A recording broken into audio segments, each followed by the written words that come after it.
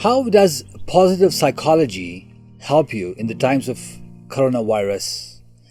Right now the world is hurting, so whichever part of the world that you are actually watching or listening to me right now, I'm sure you are experiencing, and we are experiencing, a global grief, a loss of life as we once knew it, and the toll of COVID-19 that has had on our lives.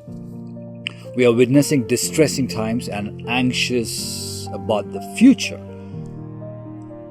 It's easy to feel overwhelmed, and it's no surprise that most people can feel very anxious and very stressed at the moment. So let's use a positive psychology to harness positivity during these difficult times.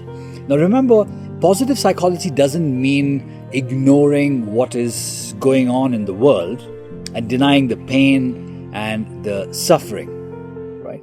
We rather paint an optimistic picture which is more real to the situation right now. So let's begin with gratitude, which is one of the most powerful forces of our prayer to heal ourselves and the world. Yet in time of crisis, we have seen good side to a lot of people and to the situation. And if you have the ability to recognize the good that is around and in you, you're developing a very positive psychology and you're building your gratitude muscle. Right now, you could see communities are coming together to support each other, to support the vulnerable and the ones who need it. This is another form of gratitude. You see, gratitude is more important now than ever before, because we are training our minds to focus on the positives in the world during these challenging times.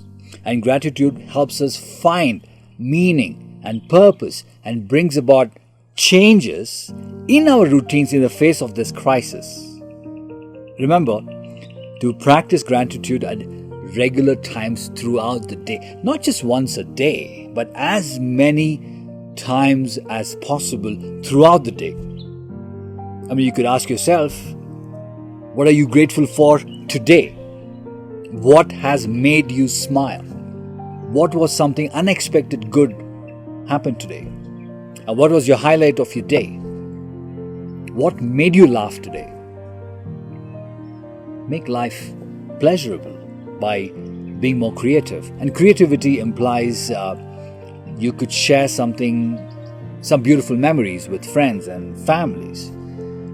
So what I'm seeing right now is people are sharing a lot of throwback pictures, and I think that's a wonderful thing to do. You know, although it might sound a little silly, and creativity also means you're exercising to get good amount of endorphins into your body and make movement a very important activity during the day because it lifts your mood. It does. The next creative thing you can do is to get curious or get intrigued, which means to connect with things like a book or on a new series or learning a skill or just listening to an amazing podcast. Remember, right now, self-care is the most important care.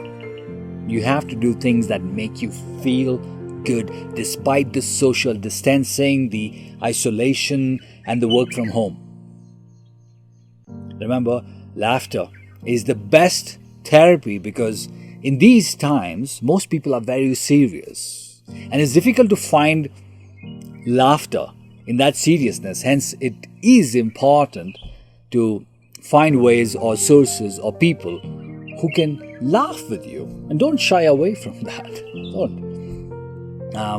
Having self-compassion really helps because in these times of crisis, self-compassion is closely related to resilience and the ability to regulate your emotions well. And the ways to do that is to shift your thinking and your approach as to looking after yourself as the way you would look after another dear friend. Make it a priority because show some kindness to yourself and do not, please, be hard on yourself, because I know that You've had goals and ambitions and aspirations, we all have, which most of us are not able to attain because of the situation.